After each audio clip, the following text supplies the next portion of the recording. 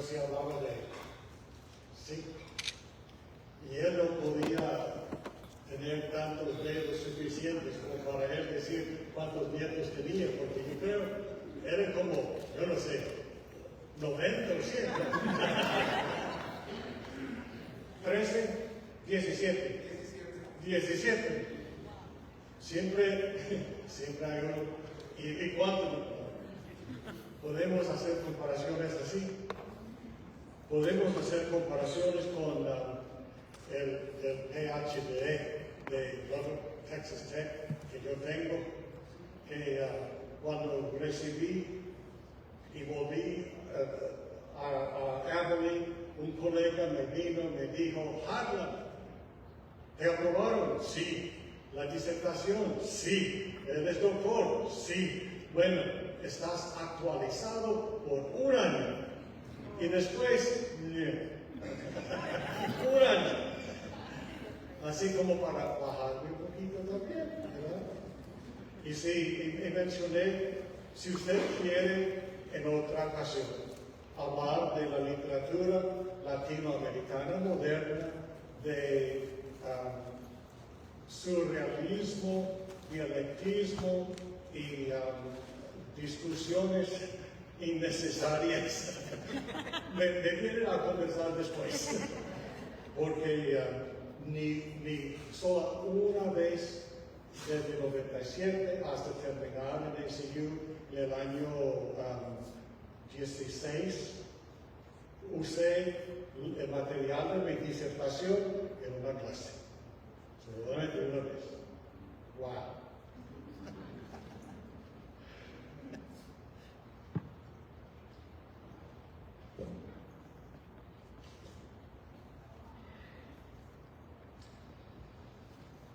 No temo equivocarme en lo que voy a decir. Y si me entrometo un poquito en tu vida sin saber, es intencional lo que voy a decir. Demasiados de nosotros hemos tenido que hacer esto que es lo que se llama de labor duro o disciplina dura con un hijo o con una hija, que en las circunstancias de la vida y los amigos en el high school o los amigos en la escuela o después en la universidad se contagian de otras ideas y contagian de otras actividades y empiezan esto y empiezan aquello y luego esto se desborda demasiado y aunque en mi cultura la familia no es tan estrecha como en la cultura de ustedes, a la vez ustedes también han tenido que aislar a alguna por esas dificultades. Y yo podría hablar de Abilene porque no hay de ellos aquí como ejemplos tristes. Uno solo de paso. Uno de mis mejores amigos todavía no sabe, hace 10 años, 11 años, dónde está la hija. Él está por allí, si es que todavía vive. Está por allí, haciendo la vida de lo que hablan aquí, la vida baja en las ciudades grandes.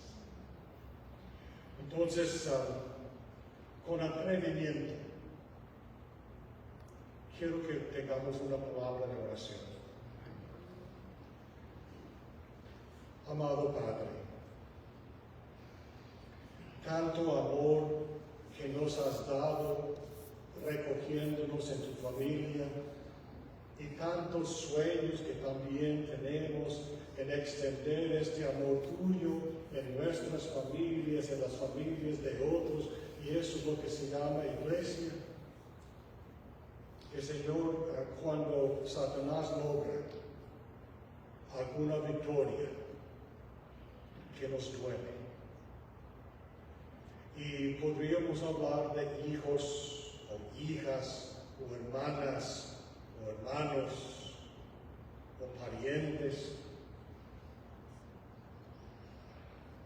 Señor, nuestros corazones se rompen y pedimos que tú en alguna forma, logres crear en ellos lo que Eclesiastés habla como de un extraño en su corazón, y que ellos mediten y vuelvan a ti. Y confío yo en este momento, Señor, y otros también, no es nada tanto mío, Señor, pero tú oyes cada uno de nosotros en nuestro meditar en esta oración y sabes, aún sin nombrar, por quienes especialmente oramos. Están ante ti y pedimos, si fuera posible, sabemos que en ti es posible, que pudieran o pudiéramos también tener un momento de esos de alegría, como del hijo pródigo, alegría de recibir.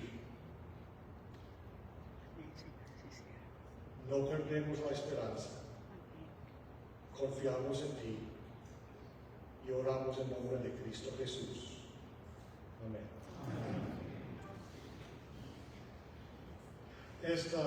Esta carta a Tiatira en Apocalipsis capítulo 2 es muy dura. Y yo como hablé esta mañana justo con cuál tono de voz viene Jesús para hablar estas cosas. Y no puedo encontrar un tono, hay como dos para mí, hay dos aquí. El uno es, por ejemplo, de la oración que acabo de hacer y de nuestra necesidad que acabamos de meditar. Y lamento ustedes que tienen esa lucha, que es como una vez más se eche sal a esa herida o se rasgue esa herida por parte mía. Pero aguarda un poquito, por favor. La segunda voz, pues esa primera voz,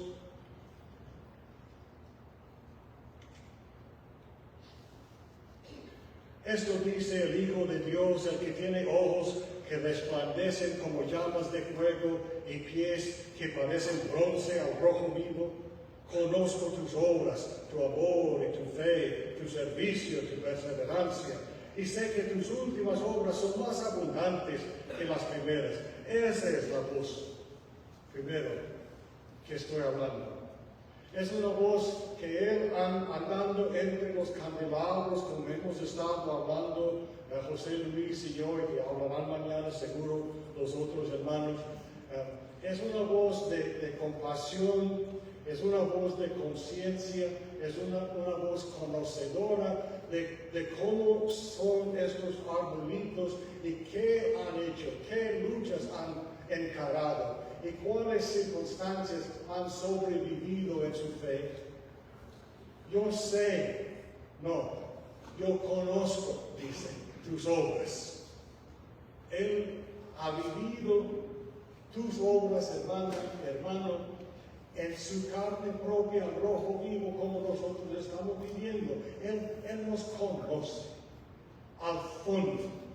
Y tanto que Él me conoce en lo que yo no me conozco. Y lo que tú no conoces tampoco. Y aún lo que yo busco esconder de Él. Y no vaya a creer que no buscamos escondernos de Dios un poquito. Sí, hermano. Él nos conoce.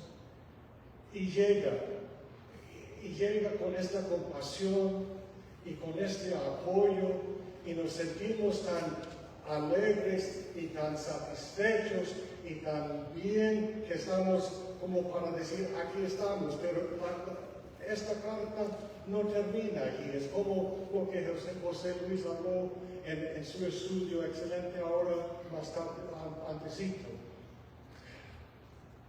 Hay otra voz.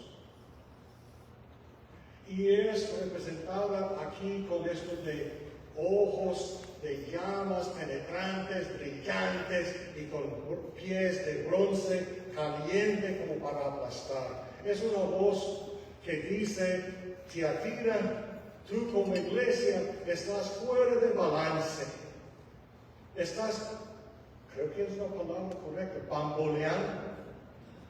La probé con un mecánico aquí y me dijo: no, está fuera de centro. Es que cuando uno gira esa rueda, como no está bien en el eje, no está bien en el centro, gira, pero bambolea. Varía aquí, ¿verdad? Excelente. Y esta congregación más bien tambaleada que bamboleada. Me gusta esta palabra, también voy a decirlo como 100 veces más. No. Es que, hermano, hay un pueblo en Antioquia llamado Titiribí, ¿verdad? Y hay otro que se llama Bolo Bolo. Y ustedes tienen sus naciones, pueblos así, que las palabras como suenan. Y en la literatura esas palabras me llegan y me llenan los oídos y yo quiero encontrarlos aquí. Y lo que encuentro aquí es juicio. Y hermanos, yo no soy muy bueno para hablar de juicio. Yo quisiera ser blandengue y suave, pero aquí habla de que esta congregación había torcido su camino tanto, pero tanto, que estaba infestada desde adentro. Y si no estuvieron aquí para la descripción, como Jesús José Luis hizo en su estudio, perdieron gran parte de eso. Yo tengo la intención nada más de hablar un poquito. La congregación de Tiatira era una congregación en la frontera entre Roma sofisticada, el dominio, y luego los paganos, los otros, los demás. Era establecida allí como vanguardia, algo chiquito como para defensa de la nación. Y era apenas como para decir, tú ves al enemigo venir, aguarda, manténnos a presión por 2 o 3 días para darnos a nosotros demás, para al interior, más oportunidad de fortalecernos y prepararnos. No era un centro grande y de muchos soldados y mucho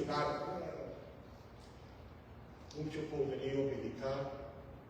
Era para luego ser tumbados y pasar de largo.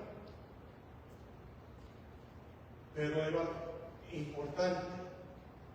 Y ustedes saben que en la frontera, Houston es así, Abilene no, Dallas un poquito, pero Houston es así, donde hay la influencia de las naciones, la gente viene a Houston y hay tantas razas, tantas nacionalidades, tantas gentes diferentes alrededor de nosotros. Al lado de nosotros donde vivimos, la gente es de la India. Y al frente son de Luisiana, es como otra nación. Y por aquí a este lado son de Oklahoma. Y nosotros sabemos de los de Oklahoma, ¿verdad? Y yo nací en Kansas y me crié en Nebraska, mi esposa es de Ohio y somos del norte, somos los Yankees. Y ustedes no. Yo nací, me crié al norte, ¿verdad? Hay tantas culturas aquí. Y en esto de la confluencia de las culturas vienen las confluencias de las herencias de cada cual, y hay o había en Tiatira templos en todas las esquinas, repitiendo tus palabras. La única diferencia era que en Tiatira los templos eran producto de los sindicatos de obreros. Y eso tiene mala palabra o mala implicación con ustedes aquí, porque estamos pensando en los sindicatos obreros de los Estados Unidos. Allá era más bien una profesión. Y si yo soy profesor, entonces yo pertenezco al sindicato de los profesores. Y si él es ingeniero de los ingenieros, es casi como las casas de fraternidades y de las universidades. Y cada casa, cada profesión tenía su Dios.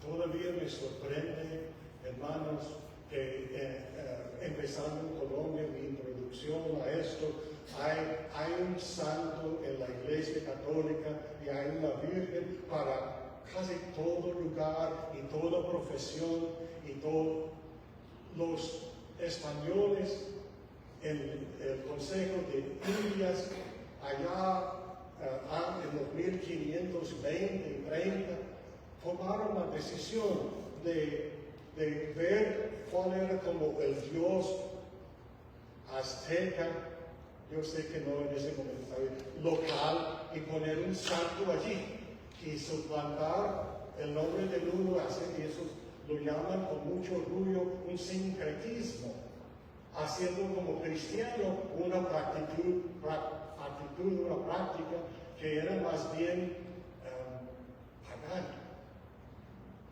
Y hay muchos que cuestionan la fe auténtica de esto. Y yo estoy haciendo ya una acción de mis manos como en Colombia, hace de alguien que es inestable, no es confiable, porque es como hacer así, no es así siempre, el WhatsApp siempre va cambiando. Y hasta llaman que eso, en Colombia lo llaman volteadera. Es como tomar la tortilla. ¿No? Y estas influencias entraron en la iglesia. Porque a pesar del hecho de que ya Tiatira llevaba como 2 siglos y medio antes de que Cristo viviera, con el tiempo el Evangelio llegó y los cristianos estaban ahí en medio de esta mezclona de culturas y empezaron a comprometerse en su integridad espiritual hasta como absorber algunas prácticas aquí o justificarse con unas prácticas por allá y la fe ya era como una mezcla incompleta, justificada. Y Jesús, en esa segunda voz, llega a ellos y dice en el primer versículo que leímos, él toma lo que era el Dios principal de los romanos allí, se llamaba Tirino Apolo. Y él era descrito como alguien que tenía ojos brillantes y pies de fuego y brazos de fuerza. Y Jesús dice, en comparación, yo soy Dios. Yo, el Hijo de Dios, el que tiene ojos que resplandecen. Él afirmaba su soberanía y su poder sobre esos otros. Y luego, tengo que leerlo. Ustedes lo saben, tal vez lo recuerdan bien. Tengo en contra que toleres a Jezabel. Ahí está una palabra. Que dice ser profetisa. Con su enseñanza engaña a mis siervos porque les induce a cometer inmoralidades sexuales y a comer alimentos sacrificados a los ídolos. Le he dado tiempo para que se arrepienten de su inmoralidad, pero no quiere hacerlo. Los historiadores, los primeros que leí, gracias a Dios que la hermana Claudia no está aquí por eso. Y si ustedes hermanos con su esposa y ustedes son los predicadores, calma. Pero decían que la Jezabel de Tiatira era la esposa del predicador. ¿Qué tal? No, yo no creo eso.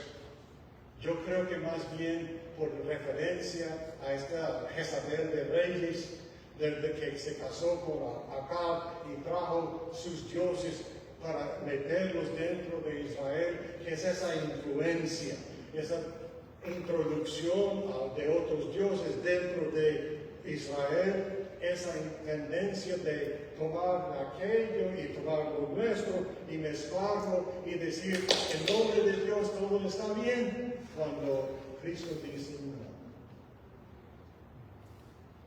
Entonces los ojos resplandientes aquí son como los ojos de fuego,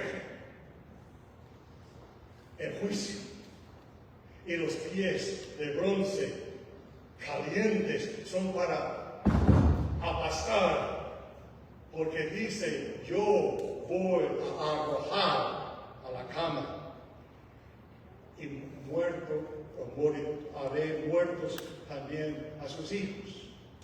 Pero la voz que yo estoy buscando aquí, la voz que yo oigo dentro de esto, aunque esto suena muy duro, no es esa la voz que yo oigo. La voz que yo oigo aquí es donde dice: le he dado tiempo para que se arrepienta. En medio de la perdición de ella, en medio de la fornicación y la prostitución de su fe y sus vidas físicas y el romper de sus familias y la destrucción de su honor en la sociedad, como Dios lo veía, Él no estaba diciendo: vengo con sentencia para destruir porque esto es lo que tengo que hacer. Él viene diciendo: le he dado tiempo para que se arrepienta, y luego cuando no, ya tiene que proceder. Hermanos, no abreviemos, no cortemos aquí el poder de Dios y la influencia de Dios en llegar a una Jezabel, a una iglesia como esta, y cambiarla. Si Él dice que les da tiempo de cambiar, de arrepentirse, es porque es posible. Y Dios espera, y Dios da poder para. Y nosotros tenemos que cerrar nuestros corazones, cerrar nuestros oídos, hacernos los sordos, para luego tener que escuchar la sentencia. Entonces la voz que yo oigo aquí, en parte es la misma voz del principio, de amor y compasión, esperanzados en el cambio que otros, que tú y yo, puedan hacer.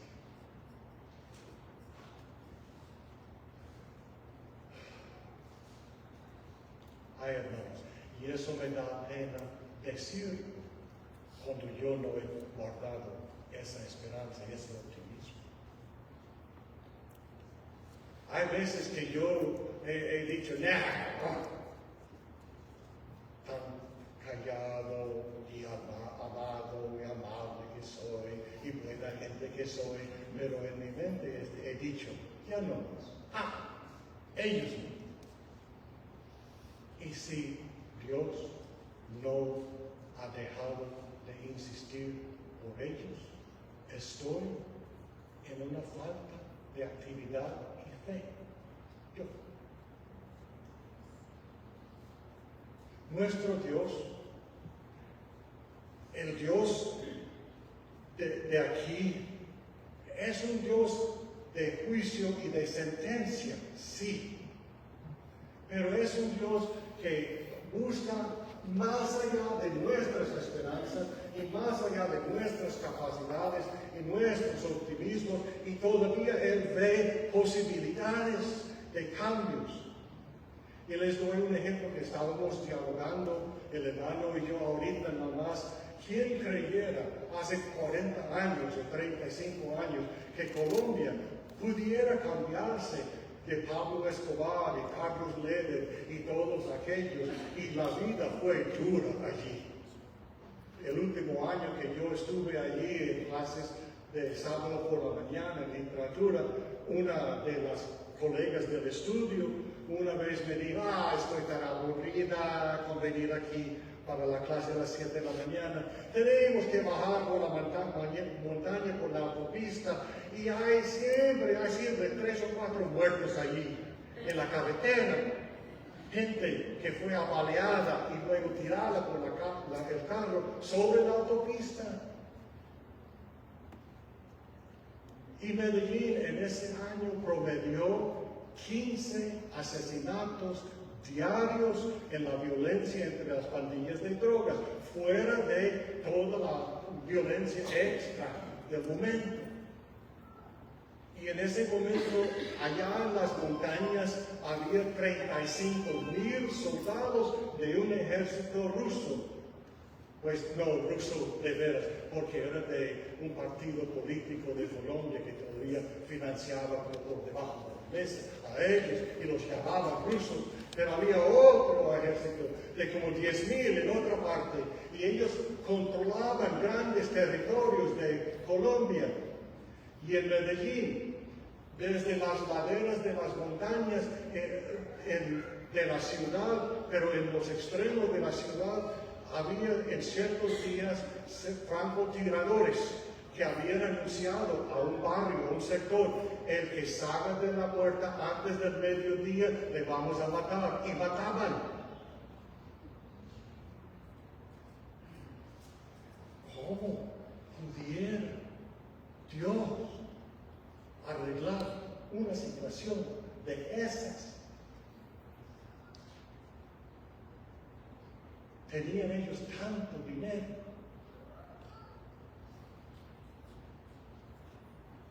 Y vaya ahora, la situación ha cambiado. Hace varios años, en un encuentro de esos de iglesia, en Abilene hay momentos que uno no puede planear nunca.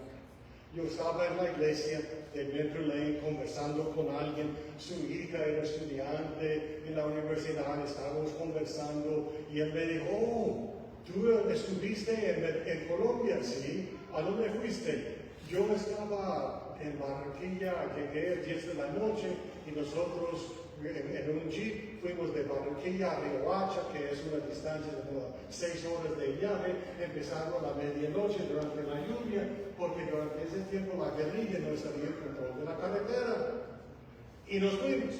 Y me dijo, yo tengo vídeo de ti. Él es el jefe de la DEA sobre Sudamérica, y él sabía dónde había estado yo y me podía haber rastreado. Bueno, pero la semana anterior a esta conversación, él, sin escoltas, conocidísimo por la mafia, estaba en Medellín, en el sector donde Pablo Escobar había reinado.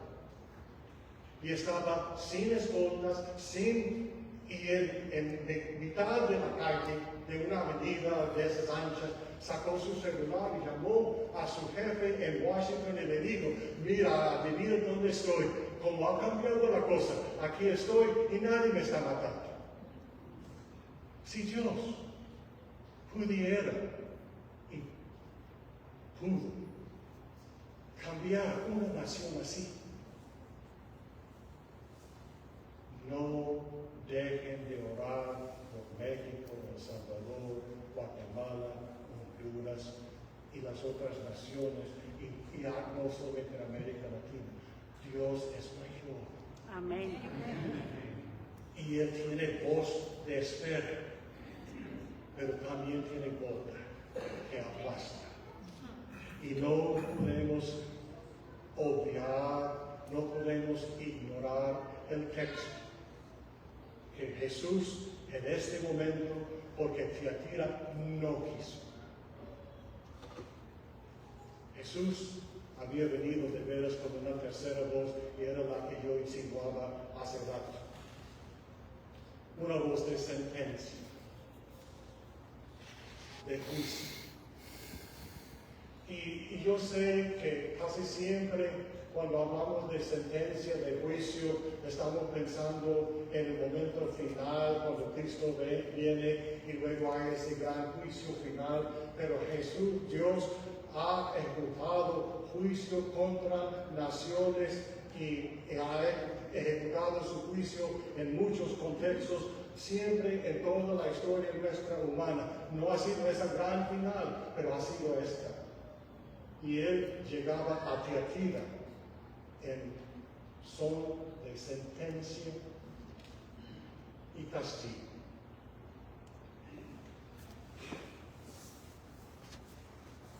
Tengo que decir esto.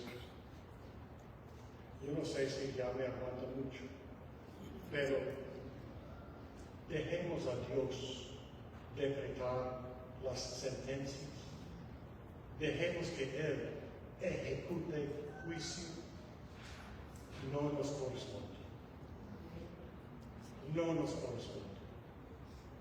Hay mucho que debemos hacer, pero esa es tarea de Dios para mí. Tarea de Dios.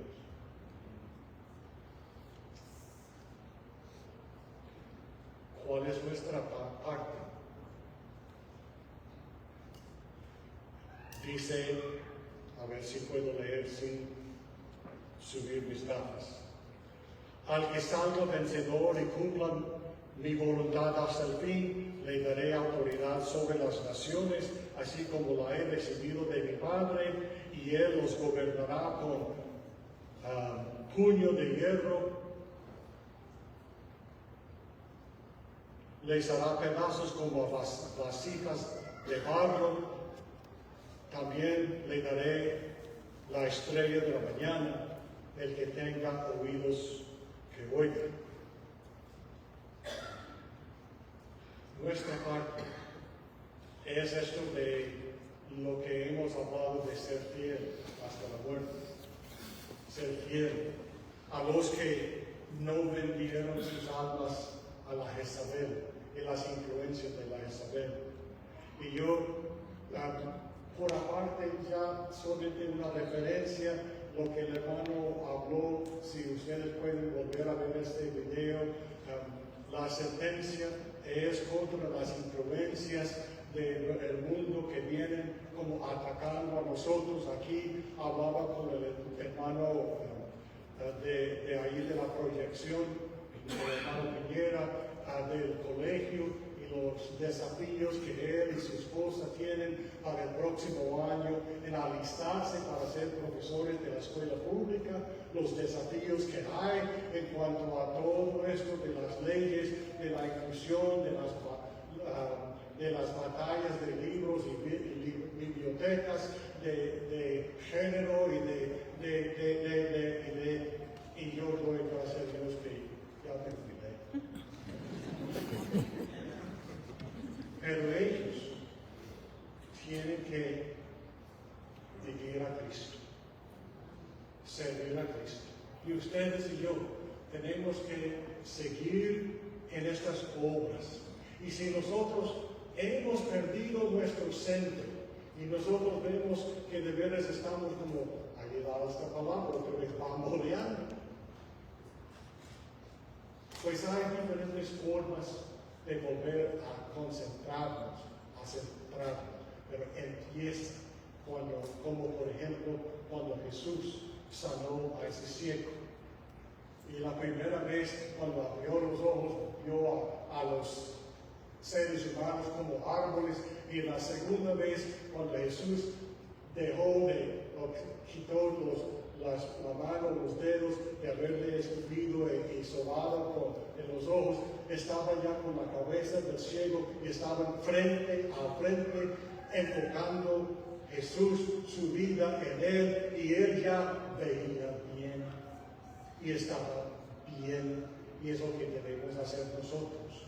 tal vez probar nuestras cabezas espirituales y volver a concentrarnos y enfocarnos en Cristo, volver al centro de nuestra existencia. Eso requiere seguir en esencia espiritual, requiere creer en Dios y buscar que Él todavía haga cambios reales y positivos y espirituales en nosotros. Y noten que yo no dije en el hermano Brian o en el hermano, no, en nosotros. Que Él nos bendiga con eso. Que Él nos dé esa confianza que tal como Él espera cambio en mí y posibilita el cambio en mí, yo espero y posibilito por fe en ustedes el cambio en ustedes y nuestro mundo va a cambiar. Las vidas de muchos van a cambiar porque vuelven. Y finalmente diría,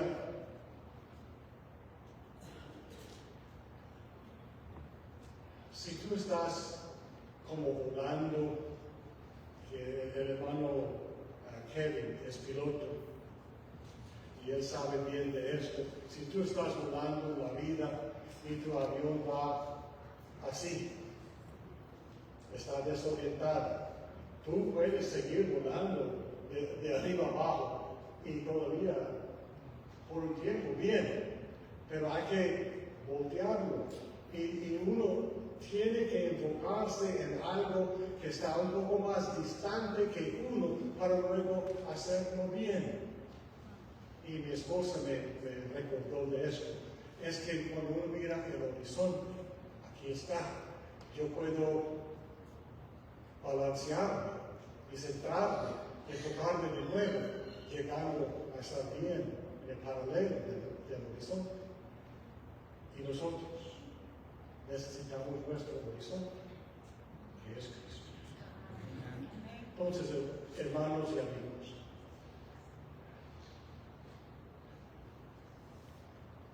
Dios no tira la toalla en desespero sobre ustedes. Dios no deja de esperar en ustedes.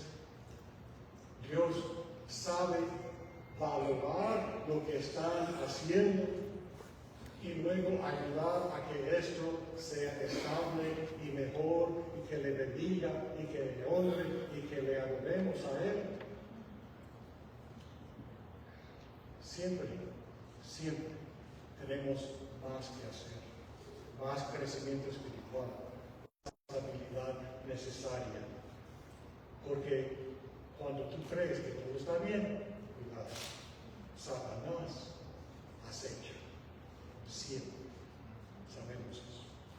Si nosotros aquí, desde estas conferencias, podemos apoyarte en tu camino de centrarte bien en el Señor, hablemos, aquí estaremos. Acose, afán, apresure, venga, hablemos. Si podemos orar por ti, lo queremos hacer. Cristo nos espera. Esperemos a Él. Que Dios te bendiga.